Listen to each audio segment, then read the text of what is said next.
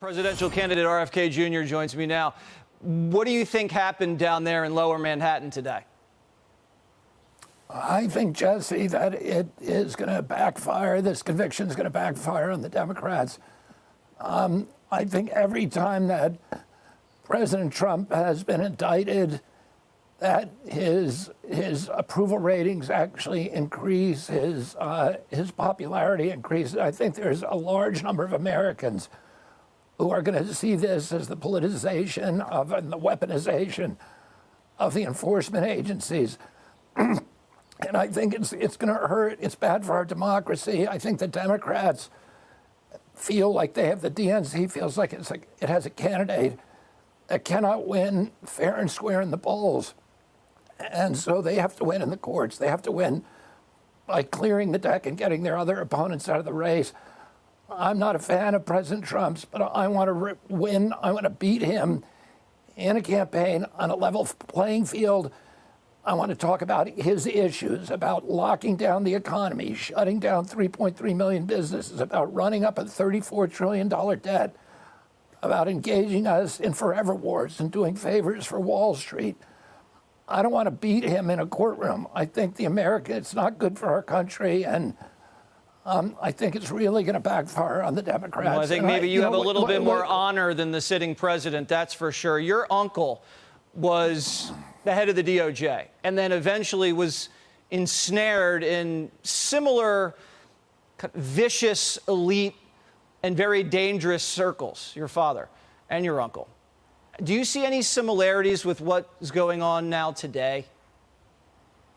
Well, my father was the Attorney General. You know, his first week in office, he called up in 1961, he called in all the division heads and the bureau chiefs of the Department of Justice, and he said, rule number one, politics is out the window. We never prosecute based upon politics. We never ask whether somebody's Democrat or Republican. The reason he did that was because he understood how important it is for our country, the American people, to have faith that the judicial system is neutral, that all of us need to respect it. If we start believing that it's politicized, it's terrible for our country. And that's one of the reasons prosecutors, even when there's a case against a former president, like there was with President Nixon and many, many others, that they usually err on the side of caution, of not bringing it, because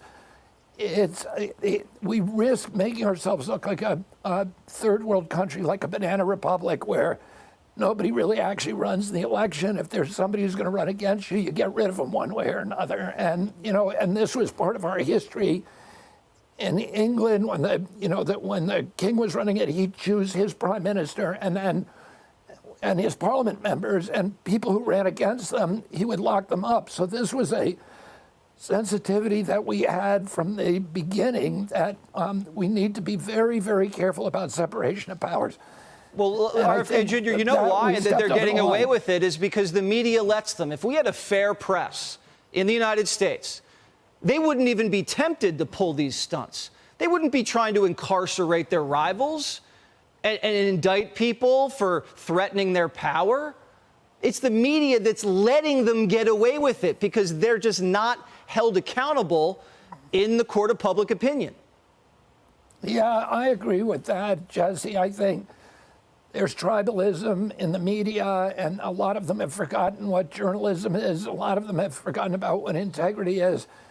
And we see this across the board. But what I would say to people is, in the Democratic Party, is even if you won this way, what is it going to do to our country? If half the people in this country have the anger and the rage and feel like that they're the person, they're a champion, that the candidate that they wanted to vote for has been taken off the table. When I was growing up, the Democratic Party was the party of getting everybody to vote, of making sure nobody got disenfranchised. The modern Democratic Party is just trying to get rid of as many possibilities for voters as possible, and it's not a good thing for our country. It's changed. The party's changed, the country's changing, and it's happening in a wild, wild fashion. RFK Jr., thank you so much. Thank you, Jesse. Hey, Sean. How you doing? Sandesh here, and I'm made to do a video or an article on Spiked, and it's about and it's called the Trump show trial has fooled no one. Yeah, it didn't fool anyone. Anyone who knows anything and really knows what the hell's going on about this trial, it was just nothing but a persecution because they didn't really have anything that they could probably stick on him. I mean, because the whole Russiagate thing wasn't just nothing but a sham.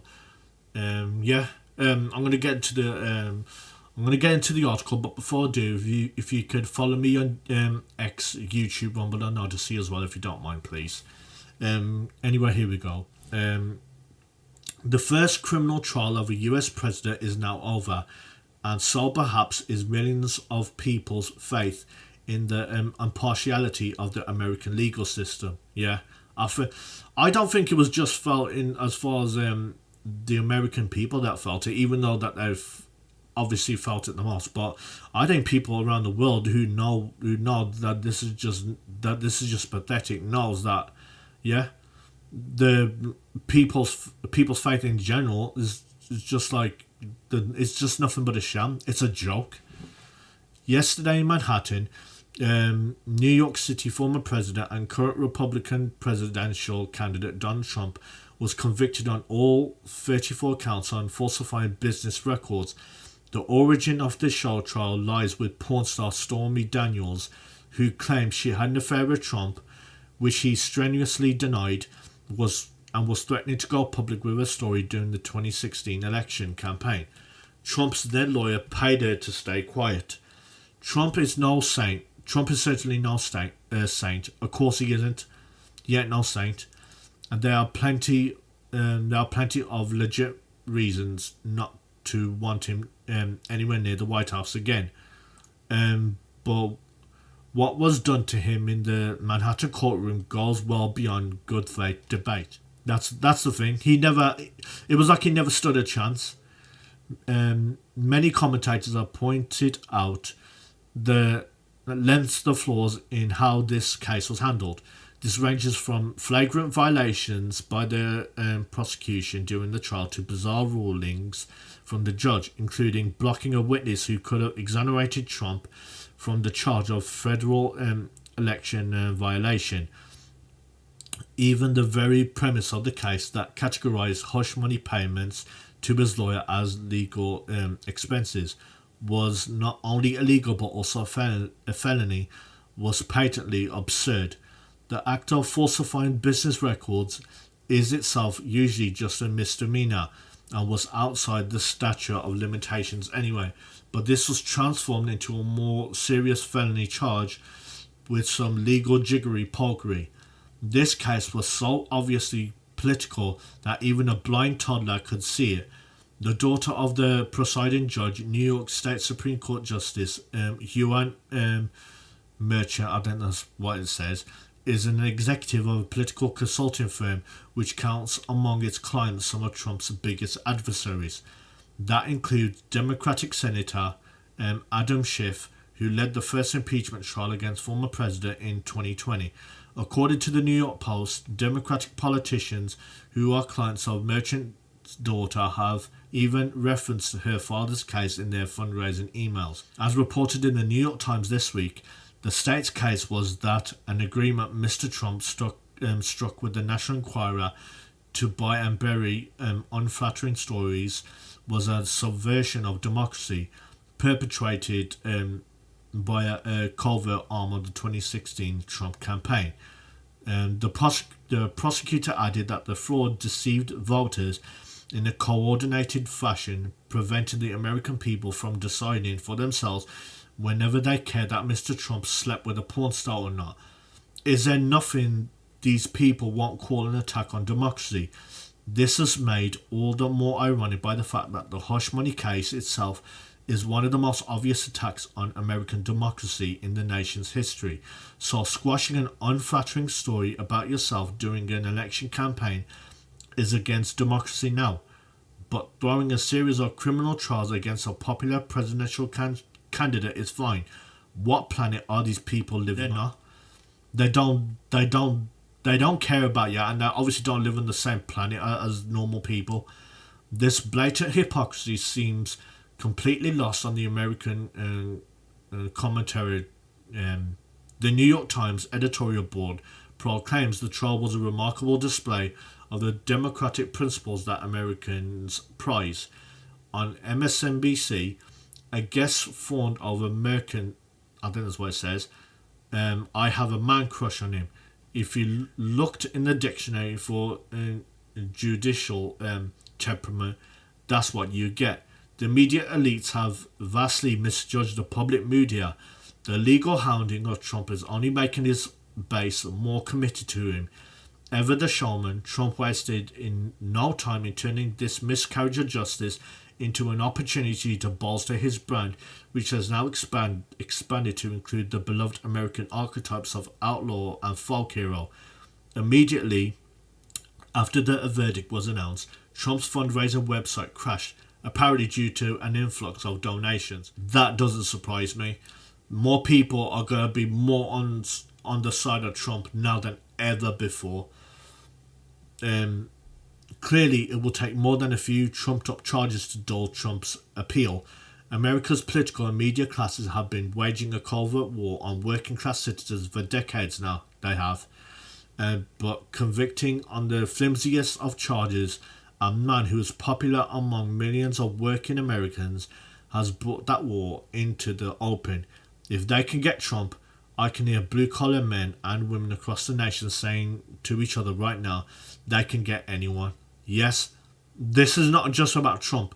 This is about everyone. This guilty verdict is just the beginning.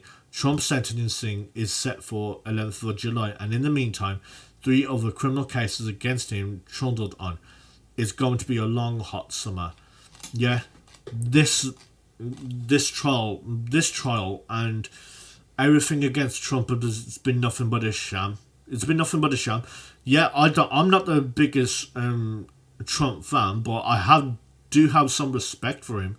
I do have respect for him, and to say that he's such a grave danger to America itself, no, he isn't. He didn't start any new wars, and obviously the American working class obviously likes him.